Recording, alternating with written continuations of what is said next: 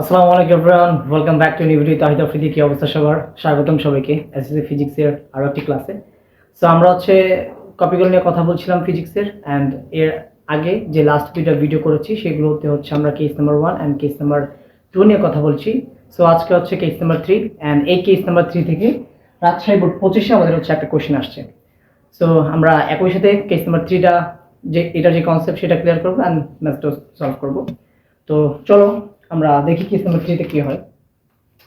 So case number 3 তে এখন দুইটা পুলি থাকবে, দুইটা পুলি ঝুলানো থাকবে, এন্ড দুইটা পুলির মাঝখানে একটা ব্লক থাকবে।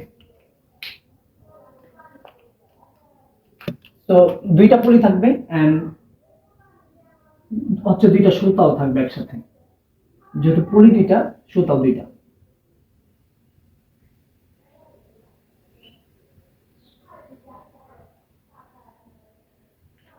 আমাদের এই দুইটা সুতার সাথে আবার দুইটা ব্লক ঝোলানো থাকবে।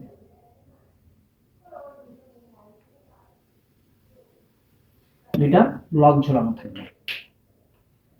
এই ব্লকটার ভর 6 কেজি, আর এই ব্লকটার ভর 4 কেজি, আর এটা 1 কেজি। তো আমি আগে এই ব্লক তিনটার নাম দিই, যেগুলোর ভর m1, এটা m2 এন্ড এটা m3। এখন আমাকে কোশ্চেন করছে যে এটা এ ব্লক, এটা আমার বি ব্লক। কোশ্চেন করা হয়েছে যে এ ব্লকটি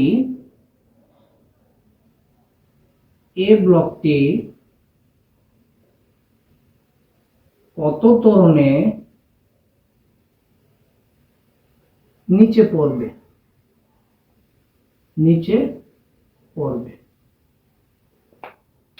তো এখন কেস নাম্বার 3 তে আমার দুইটা পুলি থাকবে দুই পাশে, এন্ড তিনটা ব্লক থাকবে। এটা m1, m2 এন্ড m3। বলা হয়েছে এই যে a1 যে বস্তুটা আছে এটা কত ত্বরণে নিচে দিয়ে নামবে। সো আমরা যদি প্রথমে খেয়াল করি, এইটা যদি নিচে নামে, অর্থাৎ ও যদি নিচে নামে, তাহলে ওর ত্বরণটা তো আমার নিচে কাজ করতেছে, ওর ত্বরণটা এইদিকে। এখন এই বস্তুটা নিচে নামতেছে, তার মানে ও m2 কে ওর দিকে টানতেছে, ও নিচে নামতেছে, m2 কে ওর দিকে টানতেছে, অর্থাৎ ওর ত্বরণ এইদিকে।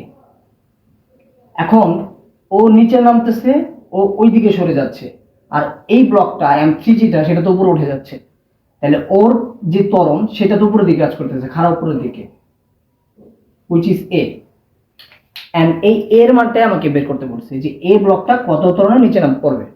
সো ভাইয়া কি বলছিলাম, ফার্স্ট কথা আমরা যখন এই ম্যাথগুলোর দিকে অ্যাপ্রোচ করব, আমরা আগে দেখব যতগুলো ব্লক বা যতগুলো ভর আছে তাদের নিট বল অর্থাৎ লব্ধি বল কত। আমরা ওই লব্ধি বলের যে কনসেপ্ট ওইটা হিসাব করে আসলে ত্বরণটা বের করব।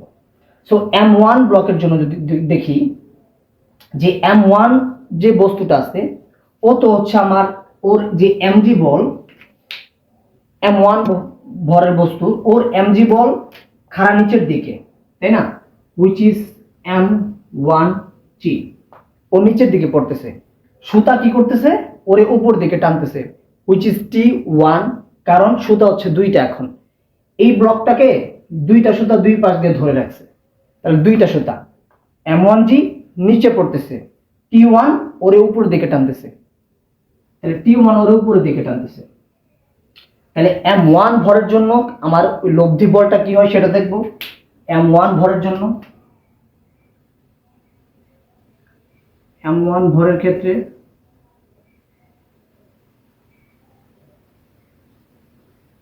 f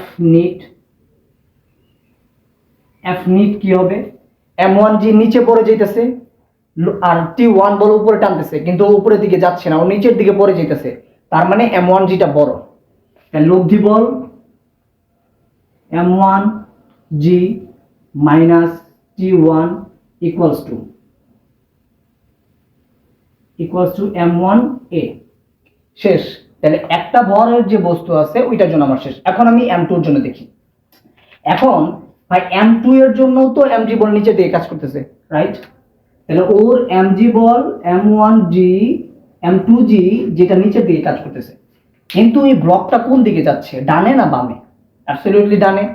তাহলে ওর এই ব্লকটাকে সুতাটাকে T1 বলে ডানে টানতেছে, T1 বলে ডানে টানতেছে, T1 বলে ওরে ডানে টানতেছে। ঠিক একইভাবে তার অপোজিট ডিরেকশনে এই সুতাটা T2 বলে ওরে এই দিকে টানতেছে, T2 বলে ওরে এই দিকে টানতেছে, T1 বলে এইদিকে টানতেছে, T2 বলে এইদিকে টানতেছে, T1 বলে এইদিকে টানতেছে, T2 বলে এইদিকে টানতেছে। কিন্তু ব্লকটার ত্বরণ কোন দিকে, ওর গতি কোন দিকে? ওর গতি হচ্ছে T1 বলে, T1 বলের দিকে। তাহলে এই ক্ষেত্রে আমার T1টা বড়। তাহলে আমি যদি M2 এর ক্ষেত্রে লব্ধি বল বের করতে চাই, যেটা হবে M2 এর ক্ষেত্রে F নিট লব্ধি বল বড়টা মাইনাস ছোটটা, বড়টা কোনটা? T1 বড়, কারণ T1 এ ওরে ওইদিকে টানতেছে, এর কারণে ওইদিকে সরে যাচ্ছে। T2 বলে ওরে এইদিকে টানতেছে, ওইদিকে সরে আসতেছে না। তাহলে T1 বড়, যেহেতু T1 minus T2 equals to M2A। এখন প্রশ্ন হচ্ছে, তাহলে এখানে আমরা mg বল হিসাব কেন করলাম না?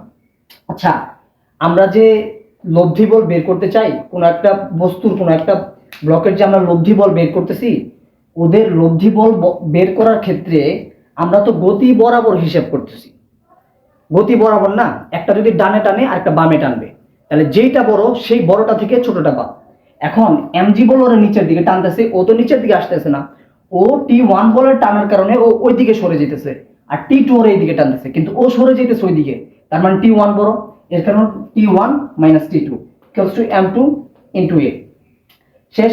তাহলে M1 ভরের জন্য শেষ, M2 ভরের জন্য শেষ। এখন M3 এর জন্য দেখি, ওর mg বল নিচের দিকে কাজ করতেছে সেম, ও যেহেতু ও এভাবে আছে, ওর M3G যেটা সেটা নিচের দিকে কাজ করতেছে, কিন্তু সুতা তার উপর দিকে টানতেছে, কোন বলে? T2 বলে, T2 বলে সুতা তাকে উপর দিকে টানতেছে। কেন?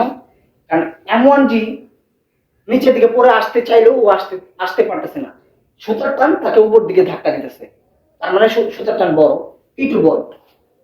তাই M3 এর জন্য কি হবে? M3 ভরের ব্লকের জন্য আমার কি হবে? F নিট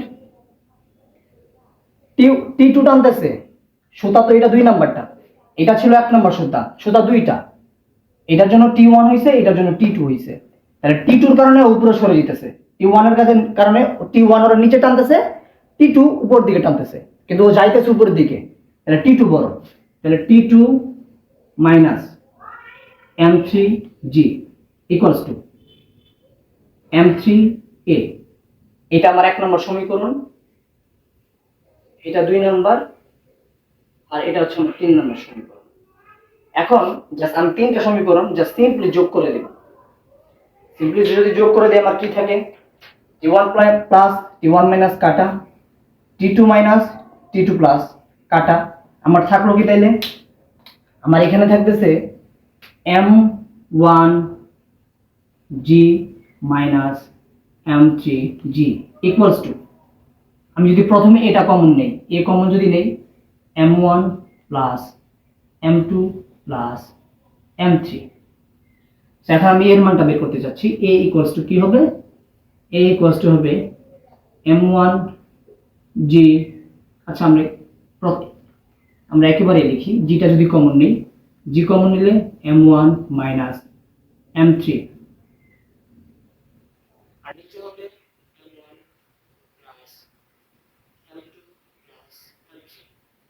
এখন জাস্ট আমরা ভ্যালু করে বসাই। M1 এর মান কত? M1 ব্লকের ভর যেটা, সেটা হচ্ছে 6 কেজি, 6। M2 কত আমার? M2 হচ্ছে, সরি, M1 মাইনাস M3, তাহলে M3 কত? M3 হচ্ছে আমার 4, নিচে M1 হচ্ছে 6 কেজি, 6, M1 হচ্ছে আমার 6 কেজি, 6 প্লাস, তারপর হচ্ছে M2 কত? 1 কেজি, 1 প্লাস M3 কত? M3 হচ্ছে 4 কেজি। आंसर যেটা আসে সেটাই। आंसरটা কত আসে আমরা দেখি। সরি, এখানে আমার জি এর মান আছে 9.8। এখন আমার आंसर কত আসে? 6 minus 4 divided 6 plus 1 plus 4 into 9.8,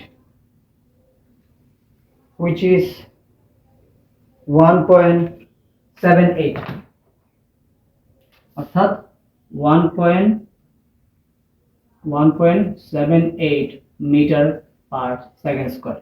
so আমরা বলতে পারি যে এই বস্তুটা, আমাদের প্রশ্ন বলা ছিল যে এই ব্লকটা কত ত্বরণের নিচে নামতেছে, তাহলে এই ব্লকটা 1.78 মিটার পার সেকেন্ড স্কয়ার ত্বরণে নিচের দিকে নামতেছে। তো একই সাথে আমরা কেস নাম্বার 3টাও সলভ করলাম, এন্ড হচ্ছে এটার সাথে রাজশাহী বোর্ড 25 সালে যে প্রশ্নটা আসছিল এই প্রশ্নটা দেখলাম সেম কনসেপ্টে। সো এটা ছিল আজকের ভিডিও, এন্ড নেক্সট ভিডিওতে হচ্ছে আমরা কেস নাম্বার 4 নিয়ে কথা বলবো। সেই পর্যন্ত keep in touch, pray for me. আসসালামু আলাইকুম।